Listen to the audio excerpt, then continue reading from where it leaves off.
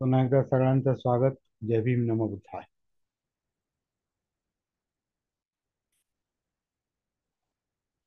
काल आपण प्रॅक्टिकली ज्या मुद्द्यापर्यंत आलो होतो, साधनेच्या दृष्टीने, तिथून पुढं सुरुवात करणं योग्य नसतं. कारण जरी आपण बोलता बोलता त्या मुद्द्यापर्यंत आलेलो असलो, त्या टप्प्यापर्यंत आलेलो असलो, पण तुम्ही प्रॅक्टिकली तर त्या टप्प्यापर्यंत समजा आलेले नसाल स्वतः. म्हणजे उदाहरणार्थ काल आपण या टप्प्यापर्यंत आलो आलो होतो की संपूर्ण कायाचा अनुभव घेतो साधक. म्हणजे जो काया आन काया अपान करतो, नंतर तो कायाशी कनेक्ट होतो आणि संपूर्ण कायाचा अनुभव घेतो. संपूर्ण कायेला सतीने पाहतो, जागृतीने पाहतो. असा आपण कालचा मुद्दा आपण साधारणपणे सोडला होता तिथे. तुम्ही तुम्ही जर त्या फ्लो मध्ये असाल, त्या प्रॅक्टिस मध्ये असाल, ते जर जमत असेल, तर या बोलण्याला काही काय म्हणतात की त्याचा अर्थ तुम्हाला समजेल. आणि जर एक मिनिट, जर तुम्ही प्रॅक्टिसच्या फ्लो मध्ये नसाल, या सती साधनेच्या जागृतीच्या देहभान, आत्मभान, स्वतःशी कनेक्ट होणं, या प्रॅक्टिसच्या फ्लो मध्ये जर तुम्ही नसाल, त्या प्रवाहात नसाल, म्हणजे तुम्ही स्वतः ते करत नसाल आणि शोधत नसाल.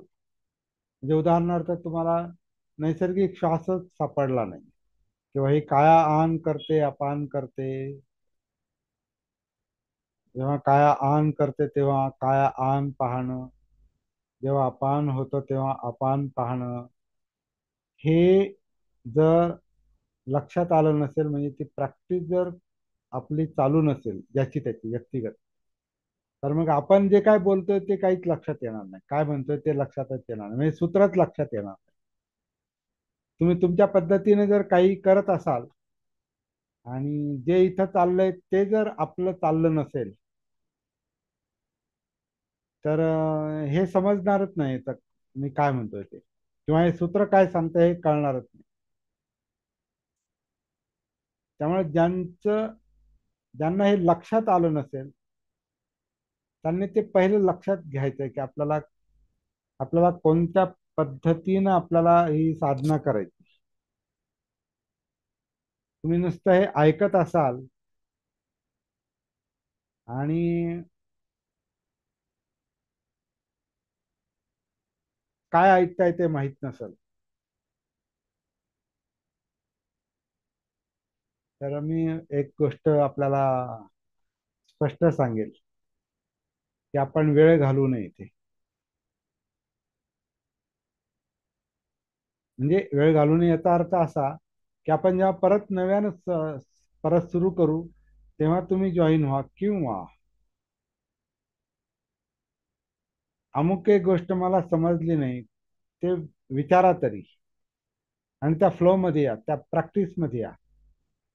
पण जर या प्रॅक्टिस मध्ये आपण नाही, समजा श्वासाच्या प्रवाहाबरोबर कायेमध्ये उतरण्याचं आपल्याला माहिती नसेल, लक्षात आलं नसेल, ही काया आन करते अपान करते हे आपल्या लक्षात आलं नसेल, ते जमणं न जमणं पुढची गोष्ट आहे, पण लक्षात येणं, हे जर लक्षात आलं नसेल, तर मग आपलं काय चाललंय हे तुम्हाला समजणार नाही, आणि मला पुढे जाणं मग ते योग्य वाटत नाही.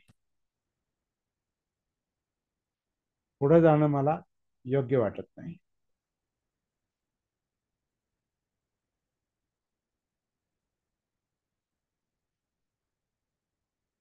कसं आहे आता, थोडस मला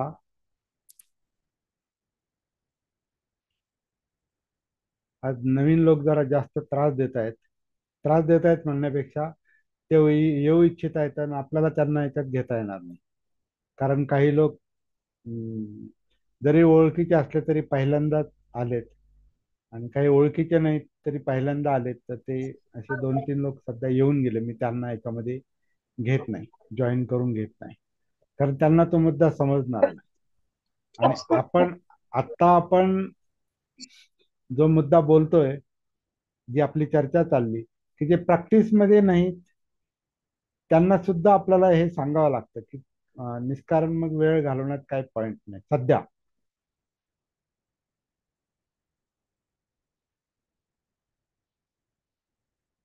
समजून घ्या काय करायचं ते, नसेल तर थांबा.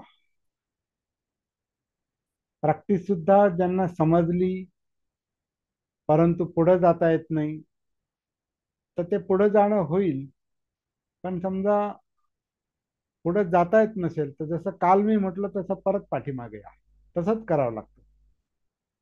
उदाहरणार्थ आपल्याला समजा स्वतःमध्ये उतरायचंय, कायमध्ये उतरायचंय, तर डायरेक्ट जर उतरता येत नसेल, पूर्वीचा तसा अनुभव नसेल, तशी प्रॅक्टिस नसेल, आणि डायरेक्ट कनेक्ट होता येत नसेल, डायरेक्ट मेथड जी आहे कनेक्ट होण्याची ही जर लक्षात आली नसेल, तर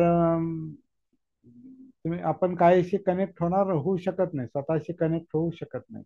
अशाला काय करावं लागतं, सरळ मग परत बेस पासून, म्हणजे एबीसीडी पासून सुरुवात करा. तर ही काया नैसर्गिकपणे आतून आत श्वास घेत आहे, आतून बाहेर सोडत आहे. हा तर मुद्दा कधी निसटता कामा नये.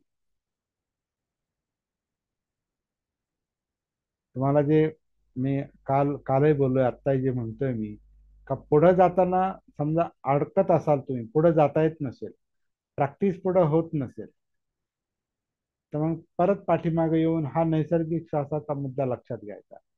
तर ही काया पोटामध्ये, छातीमध्ये, या धडामध्ये आतून आत श्वास घेते. श्वास बाहेरून आत येतच नाही डायरेक्ट, आत पोकळी निर्माण होते म्हणून ती हवा व्यापली जाते आतमध्ये. असं ते त्याचं स्वरूप दिसतंय.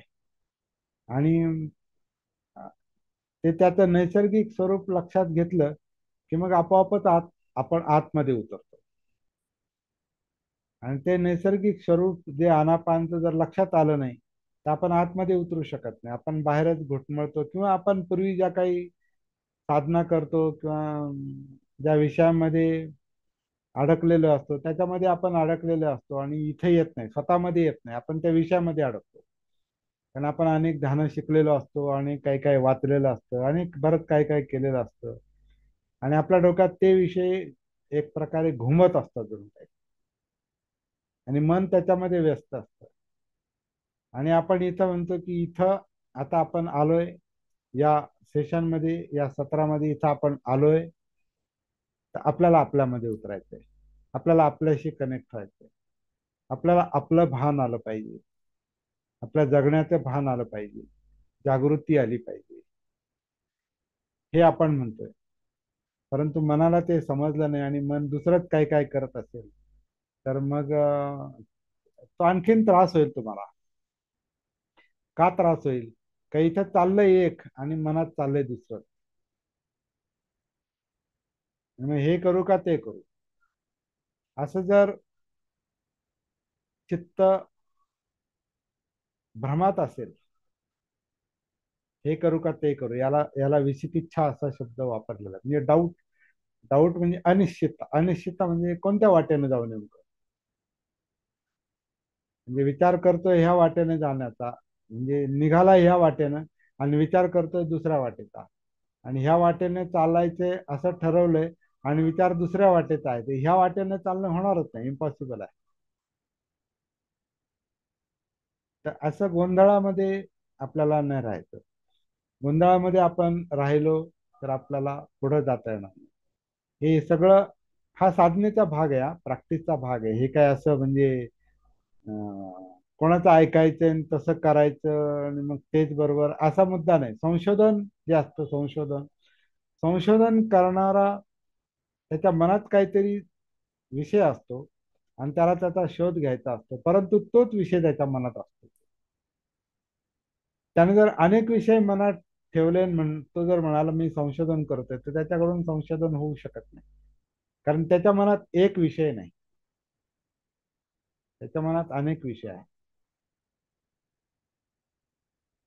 तसे मनामध्ये अनेक विषय असतातच, पण किमान संकल्प, किमान ठरवलंय की नाही मला किमान एवढ्या या 1 तासात तरी मला हे करायचं, तसा संकल्प करून इथे बसा, याच्यात सहभागी व्हा. तेच खऱ्या अर्थाने या अं, जागृतीच्या कार्यशाळेमध्ये आहेत असं मी मानतो. नाहीतर जसं आपण शाळेत जातो आणि शाळेत लक्ष नसतं, तसं तसं त्याचा काही उपयोग नाही. शाळेत आलो, शाळेत जागृतीच्या कार्यशाळेत आलो तर तेच कार्य करायचं. नसेल लक्षात येत तर 100 वेळा चर्चा करायला मग आपण मोकळे आहोत. आता काही लोक माझ्याशी रेग्युलर संपर्कात आहेत. म्हणजे जमत नाही म्हणून संपर्कात नका राहू, असंही संपर्कात राहा, असंही बोला. त्याला म्हणजे जे कम्युनिकेशन ज्याला म्हणतो, किंवा ज्याला काउन्सिलिंग सारखा मी त्याला म्हणतो, किंवा मित्रता, की बोला, साधनेबद्दल बोला, प्रॅक्टिस बरोबर बद्दल बोला. जमत नसेल तर बोला, जमत नसेल तरी बोला, जमत असेल तरी बोला. हे फार महत्वाचं आहे. आणि कसं आहे, मी आता अनेक अडचणीतून मी आलेलो आहे. मला साधनेची मानसिकता मला चांगली माहिती आहे. लक्षात आहे, लक्षात आल्यामुळं मी हे काही गोष्टी तुम्हाला सांगतोय. आणि सगळ्यात महत्वाची गोष्ट जी आहे, आपल्याला आपला प्रश्न सोडवायचा आहे. आपल्याला आपले ताणतणावाचे प्रश्न सोडवायचे आहेत. आपल्याला जो मनाचा विस्कळीतपणा आहे तो कमी करायचा आहे. आपल्याला मनाची स्थिरता पाहिजे. आपले जे जे काही प्रॉब्लेम असतील आपल्या जीवनातले, ते आपले सुटले पाहिजे, प्रश्न सुटले पाहिजेत. विशेषतः यातनांचे प्रश्न सुटले पाहिजेत. आपल्यातलं भय असेल, प्रेशर असेल, अनिश्चितता असेल, बाकी काही टेन्शन असेल, हे सगळे प्रश्न, ते प्रश्न आहेत म्हणूनच माइंड विस्कळीत आहे. तर हा विस्कळीतपणा, ही चंचलता, हा प्रेशर, हे टेन्शन आपल्याला कमी कमी कमी कमी करत आणायचं आहे आधी. मग पुढे संशोधन सुरू होतं. मी त्याला समथा म्हटलेला आहे. म्हणजे आधी समथ म्हणजे शमत, शांत. आधी चित्त, मन शांत झालं पाहिजे. मन चित्त शांत होत नसेल आणि ते नुसतंच कशात तरी व्यस्त असेल, आणि ते एक गोष्ट करू शकत नसेल, एक विशिष्ट ठरवलेली गोष्ट जर मन करू शकत नसेल, चित्त करू शकत नसेल, तर मग आधी त्याला शांत केलं पाहिजे, की तुला हे काम करायचं. हे अर्थात ते पटलं असेल तर, बळजबरीने हे काम करा असंही म्हणणार नाही. पटलं असेल ना, ही गोष्ट हिताची आहे, पुढे नेणारी आहे, ओपनायको म्हणजे ओपनायको म्हणजे पुढे नेणारी आहे, पुढे नेणारी आहे, पठ्ठाण होणार आहे. जागृतीचं पठ्ठाण म्हणजे जागृती पुढं पुढं चाललेली आहे. म्हणजे कायेतून श्वासातून काया, कायेतून जाणीवा, जाणीवेतून जाणीवा म्हणजे वेदना, वेदनेतून चित्त, आपल्या भावना, इच्छा, आकांक्षा, तृष्णा, ती पळापळ, ते टेन्शन, तेच फार मोठं टेन्शन असतं. प्रेशर, हे पाहिजे ते पाहिजे, हे असं पाहिजे तसं पाहिजे, हे नको ते तसं नको, हे अजिबात नको, ते आणखीन पाहिजे, ते खूप पाहिजे. तर ते पाहिजे नको ह्या द्वंद्वामध्ये, ह्या भांडणामध्ये, या संघर्षामध्ये चित्त इतकं गुंतलेलं आहे, त्याचाच विचार मनामध्ये जास्त चालतो. आणि त्याच्यामुळं संकल्प पण करता येत नाही लवकर, आणि केला तरी त्याच्याप्रमाणे प्रॅक्टिस करता येत नाही. संकल्प म्हणजे करायचं ठरवणं. तर ते करायचं ठरवणं लवकर होत नाही, आणि करायचं ठरवलं तरी त्याप्रमाणे आपण चालत नाही, म्हणजे आपली साधना चालत नाही. तर असं जे काही, अशी जी काही मनाची अवस्था आहे त्याच्याबद्दल आपल्याला म्हणजे कायमच सावध राहावं लागतं. तो पण सतीचाच भाग आहे. तर आतापर्यंत आपल्या जीवनातला वेळ गेलेला आहे, आणखीन जात असेल तर जरा काळजी घ्या.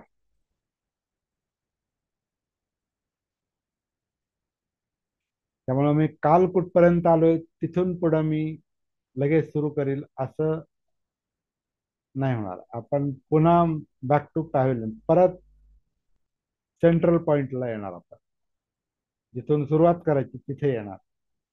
तुम्ही जर पुढे गेलेला असाल तर ते चालू ठेवा, त्याच्यात काय मग जास्त हे मी म्हणतोय मनावर घेण्याची काही गरज नाही. जर तुम्ही पुढे आहात तर चांगली गोष्ट आहे. पण नसाल पुढे, ब्लॉक झालेला असाल, अडकला असाल, तर मागे या. जसं काल मी सांगितलं, आपल्याला प्रवास करायचा आहे, पण समजा गाड्या बंद झाल्या किंवा काही संप झाला किंवा काही अशी आणीबाणीची परिस्थिती उद्भवली की नाही पुढे जात येत आपल्याला, तर मग परत आपण घरी येतो. नंतर बघू. जायचं तर आहेच आपल्याला त्या गावाला, पण नंतर बघू, कारण आता गाडी नाही. असं कुठं आपण अडकलो असेल तर परत मागे या. मागे या म्हणजे कुठे यायचे? परत श्वासाकडे या. परत कायमध्ये उतरण्याचा प्रयत्न करा. कायमध्ये उतरून आपल्याला पुढे जाण्यात अडथळे येतात, त्याच्याविषयी आपण जास्त बोलतो. येण्यामध्ये काही प्रॉब्लेम नाही, सरळ, फार सोपी सरळ गोष्ट आहे की काहीच करायचं नाही. काहीच करायचं नाही. फक्त हे बघायचंय की काया आतून आत, म्हणजे पोटामध्ये बघा किंवा छातीमध्ये बघा, जास्त करून पोटामध्ये बघा असं माझं म्हणणं आहे. की पोटामध्ये जे आकुंचन प्रसरण चाललेलं आहे पोटाचं आणि श्वासपटलाचं, आणि त्याला धरून जी छातीमध्ये हवा येते, तर ही पोटापासून छातीपर्यंत जे काही चाललेलं आहे नैसर्गिकपणे, आपोआप काही न करता, तर तिथे येण्याचा प्रयत्न करायचा.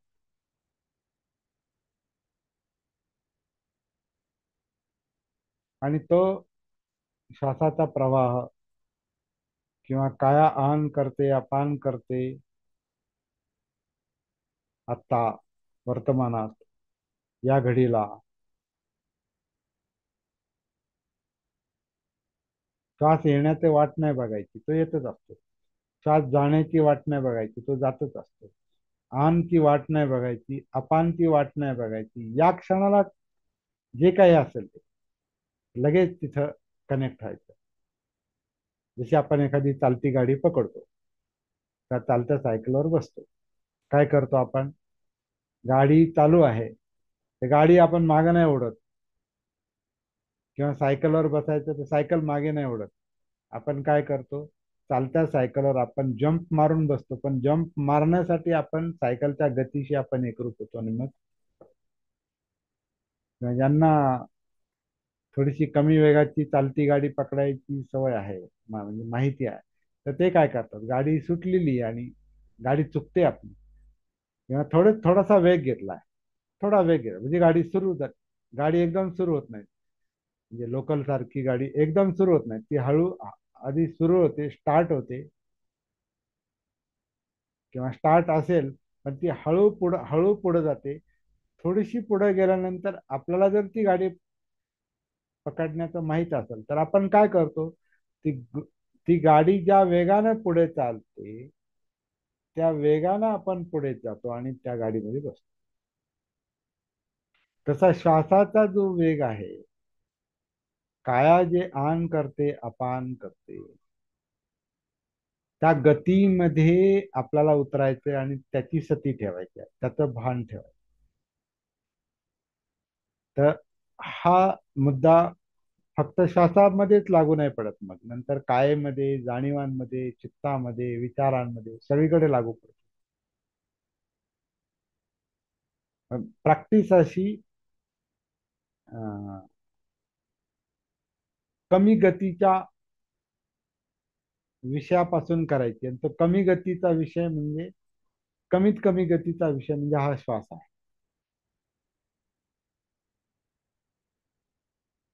श्वासापेक्षा जास्त गती कायेतल्या ऍक्टिव्हिटीची असते. म्हणजे कायेतला श्वासापेक्षा कायेतल्या बाकीच्या क्रिया ज्या आहेत, सिस्टम्स ज्या आहेत, त्यांची गती जास्त असते. उदाहरणार्थ रक्ताभिसरण आहे, ते रक्ताभिसरण खूप पळतंय, खूप फास्ट आहे. म्हणून रक्ताभिसरणाच्या गतीमध्ये आपण नाही उतरू शकत लगेच. किंवा आणखीन काही हे, आणि सगळ्यात फास्ट गती जी आहे ती तुमच्या चित्ताची, आणि त्याच्यापेक्षा फास्ट गती जी आहे ती मेंदूची आहे, म्हणजे विचार प्रक्रियांची आहे. आणि ते कायतच आहे, पण त्याच्यात आपण नाही एकरूप होऊ शकत लगेच. ते जाणवतात, काहीतरी जाणवतात, परंतु त्याच्या गतीमध्ये आपण उतरणं ही वेगळी गोष्ट आहे. तर त्याची प्रॅक्टिस आपल्याला आधी, त्याचा सराव आपल्याला आधी श्वासाच्या गतीत उतरण्याचा करायचा आहे. पण आता ट्रेनचं आपण उदाहरण घेतलं की गाडी सुरू झाली तर ती जर कमी वेगात असेल आणि आपल्याला जमत असेल तर आपण त्याच्यामध्ये बसतो आणि त्या गाडीबरोबर पुढे जातो. पण ती गाडी खूप फास्ट असेल आणि आपल्याला ते नाही जमत, आपण ती गाडी सोडून देणार, कारण त्याच्यात बसू शकत नाही, कारण ते जमणार पण नाही. आणि फार धडपड केली, धावपळ केली तर काय होईल, आपल्या जीवाला धोका असतो. त्यामुळे तसे प्रयोग करायचेच नाही, ते होऊ शकत नाही, इम्पॉसिबल. इम्पॉसिबल गोष्ट करायची नाही. आधी आपल्याला गाडीमध्ये सवार होण्याची गरज आहे, त्याच्यामध्ये स्वार होण्याची गरज, म्हणजे त्याच्यामध्ये बसण्याची आपल्याला आधी अं, बसण्याचं कौशल्य आपल्याला अगदी अं, काय म्हणणार त्याला, हासिल करावं लागेल, कमावं लागेल, कौशल्य मिळवावं लागेल. मी काय म्हणतो हे आपल्या लक्षात येत असेल. गाडीत बसण्याची प्रॅक्टिस. प्रॅक्टिस, गाडीत बसण्याची प्रॅक्टिस ही आपण तेव्हाच करू शकतो. एकतर गाडी थांबलेली असेल तर त्याच्यामध्ये बसणं सोपं आहे, त्याच्यात काही नाही, गाडी उभी आहे आणि तुम्ही बसता. पण गाडी पण ही गाडी उभी नाही, ही बॉडीची गाडी उभी नाही. म्हणून आपल्याला गतिशील गाडीचा त्याचं उदाहरण घ्यावं लागतं. कारण हे शरीर कोणत्याही विशिष्ट क्षणामध्ये स्थिर नाही. आपण बसलेलो असलं तरी स्थिर नाही, त्याच्यामध्ये श्वासाची हालचाल चालू आहे, म्हणजे ती काया स्थिर नाही. त्याच्यामध्ये रक्ताभिसरणाची हालचाल चालू आहे, त्याच्यामध्ये पचनक्रिया चालू आहे, त्याच्यामध्ये आपल्या शरीराच्या बाकीच्या ऍक्टिव्हिटीज चालू आहेत. किंवा समजा आपण शांत बसलो, अगदी शांत बसलो, काही हालचाल नाही केली, समजा माझं बोलणं पण समजा बंद केलं मी आता, आणि मला उतरायचंय, तर या शरीराची गती मला आधी लक्षात आली पाहिजे. हालचाल मुवमेंट्स, शरीर हे अनेक गतींनी बनलेलं आहे.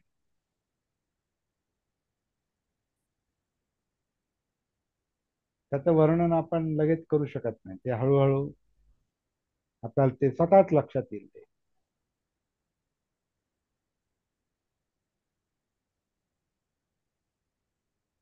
तरी बॉडीची गाडी स्थिर नाही, उभी नाही,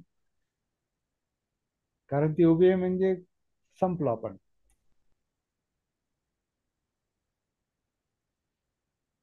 म्हणजे आपण गोंधळलेल्या अवस्थेत बसू शकत नाही. नाही, गोंधळलेल्या तर आहोतच आपण.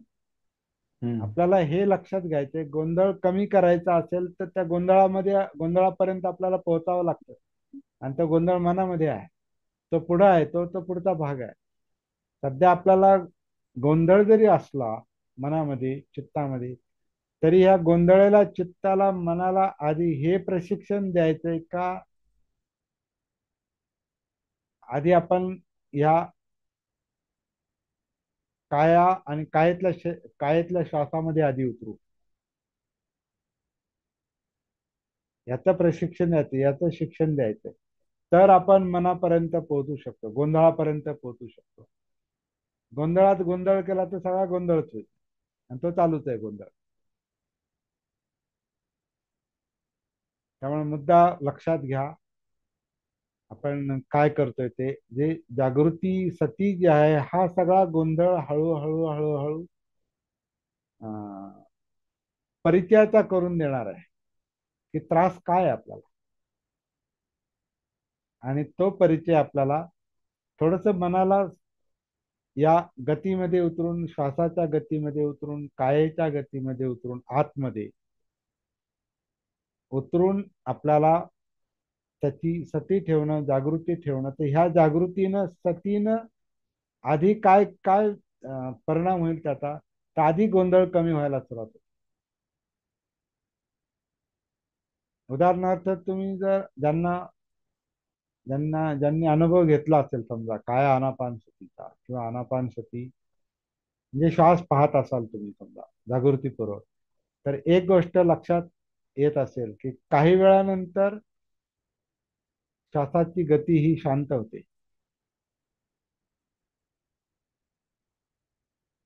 आधी गोंधळ असेल, श्वासाच्या पातळीवर जर गोंधळ असेल किंवा संमिश्र गती असेल, तर प्रॅक्टिस करता करता तो गोंधळ, ती विस्कळीत गती थोडीशी शांत होते. आणि आपल्याला आपला श्वास हा शांतपणे पाहता येतो. असा काहींचा अनुभव असेल, नसेल तर तो अनुभव नंतर येईल. श्वास जर शांतपणे पाहता आला, तर मग काया शांतपणे पाहता येईल. कायातल्या अनेक हालचाली ज्या आहेत, मुवमेंट ज्या आहेत, गती आहेत, त्या एक एक करून आपल्याला पाहता येईल. एक वेळ अशी येईल की आपल्याला ही संपूर्ण काया एकच वाटेल.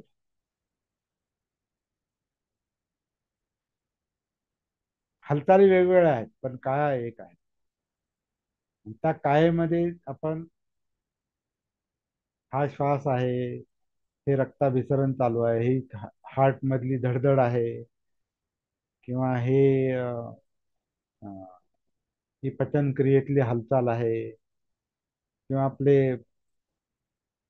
डोळे लुकलुक करतायत, किंवा बोलताना आपली तोंड याची हालचाल होते आहे, म्हणजे तोंडाची हालचाल होते आहे, जिभेची हालचाल होते आहे, फुफ्फुसाची पण हालचाल होते आहे. नंतर पुढे चित्त आहे, भावना आहे, जी पळापळ करतं, जो गोंधळ आहे, जो टेन्शन आहे, विचारांचा गोंधळ आहे, पळापळ, हे सगळं जे आहे हे हळूहळू हळू आपल्याला परिचित होत जाईल. लगेच शांत नाही होणार ते, पण परिचित होत जाईल.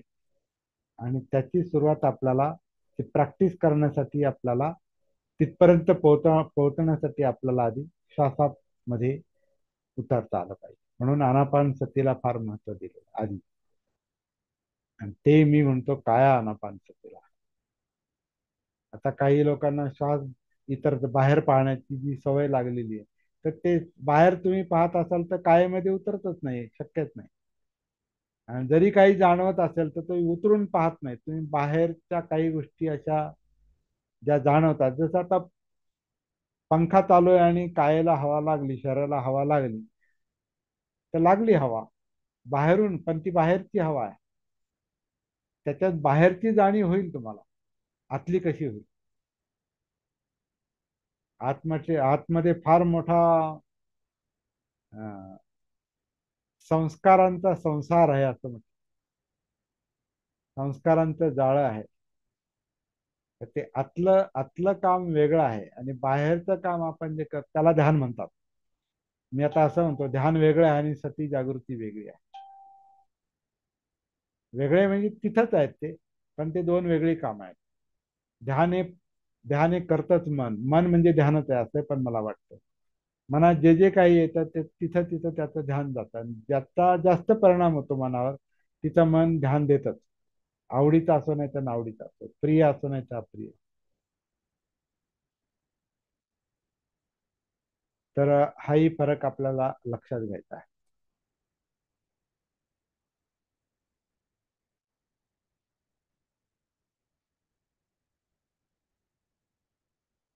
तर सुरुवात करायची श्वासामध्ये उतरण्याची.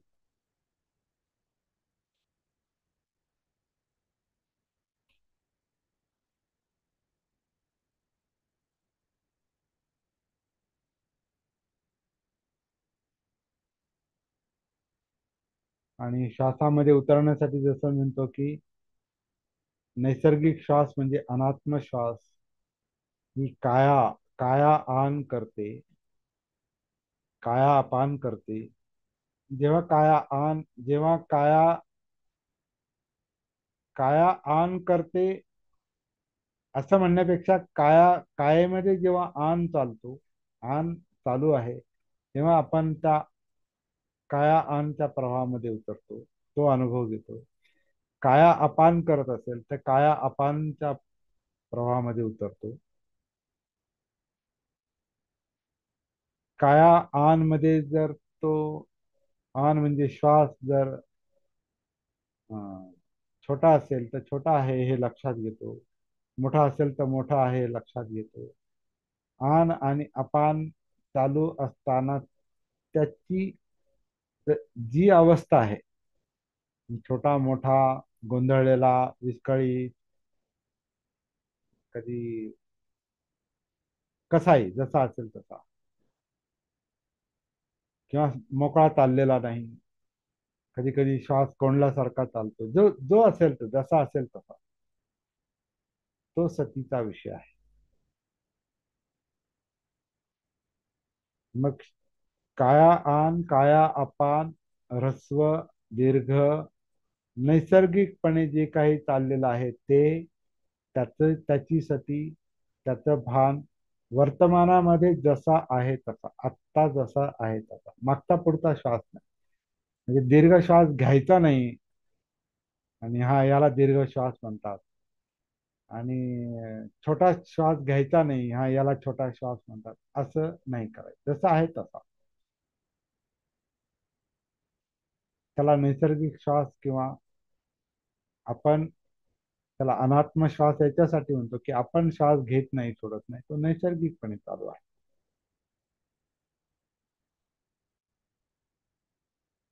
आणि मग ही आपण प्रॅक्टिस करत करत करत आपण पुढे असं म्हटलेलं आहे की संपूर्ण कायेचा आपल्याला अनुभव यायला सुरुवात होते, थोडं थोडं थोडं थोडं करून. आणि संपूर्ण कायेचा अनुभव येतो याचा अर्थ आपण कायेमध्ये उतरलो, कायेमध्ये स्थिर आहोत. नसेल उतरलो, मागे या, परत श्वासापासून सुरुवात करा. आणि एक एक एक एक श्वास शांतपणे पहा. मी तर म्हणजे आपण मला वाटतं सुरुवातीला एक 7-8 दिवसापूर्वी वेगवेगळे मार्ग आपण पाहिलेले आहेत, की समजा असं पटकन लक्षात येत नसेल तर मग लहान बाळ कसं त्याचं पोट कसं नैसर्गिकपणे अपडाऊन होतं, ती गोष्ट आठवा. त्याच्या पोटावर जास्त प्रेशर नसतं म्हणून ते मोकळेपणानं ते हबकते, ते असं अपडाऊन होतं. तर तो नैसर्गिक श्वास आहे तो. ते बाळ काय मुद्दाम श्वास घेत आणि मुद्दाम सोडत असं नाही, तो चालू आहे. तसा आपला नैसर्गिक श्वास आपल्याला जाणवला पाहिजे. अं, एक वेगवेगळे प्रयोग करावे लागतात, लक्षात घ्या. खूप खूप प्रयोग आहेत उतरण्यासाठी. नैसर्गिक श्वासाच्या आधारे स्वतःशी कनेक्ट होण्यासाठी आतमध्ये काही प्रयोग आपण करू शकतो. एक एक गोष्ट मी ही पण सांगितलेली आहे की काही लोक ही जो सती जागृती बोध जो आहे श्वासाच्या पातळीवरचा, तर बोध म्हणजे बुद्धच आहे. तेव्हा आता काही थायलंड सारख्या देशामध्ये श्वासाबरोबर बुद्ध शब्द जोडतात.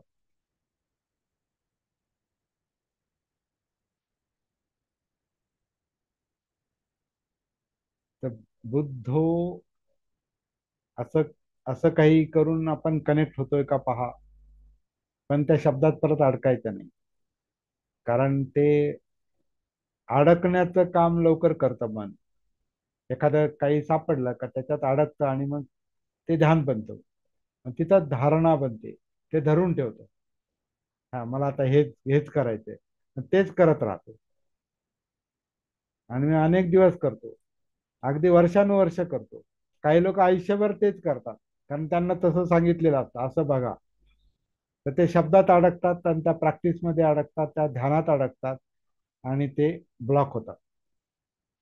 त्यांचं पठ्ठाण होत नाही, ते पुढे जात नाही, कारण ते सतीमध्ये येत नाहीत, जागृतीमध्ये येत नाहीत, आणि मग ते अडकतात, ब्लॉक होतात.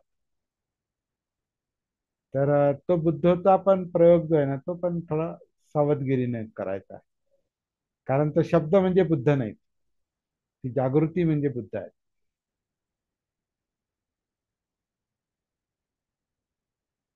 परत आपण असं म्हणतो की बुद्धं शरणं गच्छामी म्हणजे जागृतीला शरण जाणं आहे.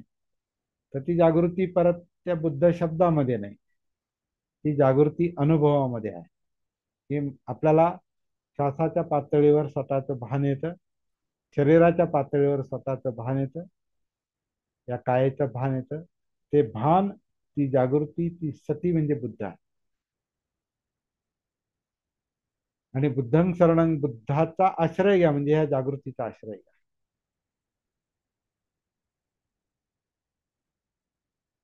जागृतीला जे दिसतं ते धम्म आहे, ज्या ज्या क्रिया चालू आहेत ते सगळं धम्म या संज्ञेमध्ये मोडतं. धम्म म्हणजे प्रत्येक गोष्ट जी आपण बोलतोय ती सगळी जागृतीच्या आधारे बोलत असू तर तो सगळा धम्म आहे. जागृती नसताना आपण बोललो म्हणजे भान नाही बोलताना, तर तो धम्म नाही होऊ शकत. धम्माविषयीचं ज्ञान असू शकतं ते, पण तो धम्म नाही. धम्म हा जागृतीचाच परिणाम आहे. धम्म म्हणजे धम्म म्हणजे सत्य. जे सत्य म्हणजे जे घडतंय ते, जे आहे ते, जसं आहे तसं, त्याला यथाभूत ज्ञानदर्शन, जसं घडतंय तसं पाहणं, त्याला धम्म म्हटलेला आहे. तो जागृतीला दिसतो. तर अशा वेगवेगळ्या पद्धतीनं आपल्याला ते कनेक्ट होण्याचा, स्वतःशी जोडले जाण्याचा अभ्यास करावा लागतो, लक्षात घ्यावं लागतं आणि त्यानुसार प्रॅक्टिस करावी लागते. काही लोक ध्वनीचा पण उपयोग करतात. समजा आपण आता समजा बुद्धं शरणं गच्छामी असं जर, त्यातला जो ध्वनी आहे, तर ध्वनी पण काही लोकांचा जागृतीचा विषय बनू शकतो. त्याला नाद नाद म्हणतात, त्याला नाद. तर ते कंपन आहेत, त्या कंपनाचं भान, परंतु माणूस रमतो त्याच्यात लवकर, त्याच्यात गुंगतो आणि मग त्याच्यात अडकतो, असं पण होतं. म्हणून त्याच्यात परत ते भान हरपण्याचाच प्रकार जास्त होतो. म्हणून प्रयोग करताना प्रयोगात अडकायचं नाही, प्रयोगाचं ध्यान नाही बनलं पाहिजे, त्याला ती धारणा नाही बनली पाहिजे, त्याला धरून एकच करू नाही. कारण हे अस्तित्व म्हणजे एक गोष्ट नाही, त्या कॉम्प्लिकेशन, गुंतागुंत आहे ती. ते गुंतागुंतीच्या ह्याच्यात एकातच अडकलो तर मग त्या गुंत्यात गुंतलो आपण. गुंता एक गोष्ट नाही, गुंता अनेक गोष्टींचा गुंता आहे. आणि एकाच गोष्टीत आपण गुंतून पडलो तर मग त्याच्यातून बाहेर येता येत नाही.